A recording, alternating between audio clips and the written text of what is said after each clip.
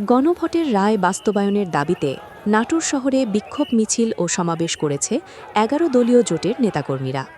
রোববার বিকেলে কেন্দ্রীয় মসজিদের সামনে থেকে বাদ আসর এক বিক্ষোভ মিছিল বের হয়ে শহর প্রধান প্রদক্ষিণ করে আবার পুনরায় একই স্থানে এসে এক সংক্ষিপ্ত সমাবেশে মিলিত হয়।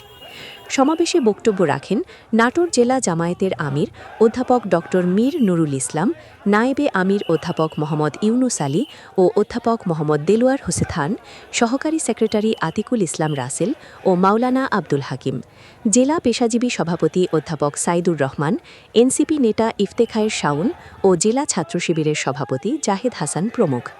বক্তারা বলেন, এই সমাবেশ থেকে অবিলম্বে গণভোটের রায় বাস্তবায়নের দাবি জানান। অন্যথায় সরকারের পতন আন্দোলন শুরু করার হুমকি দেন দলের নেতাকর্মীরা।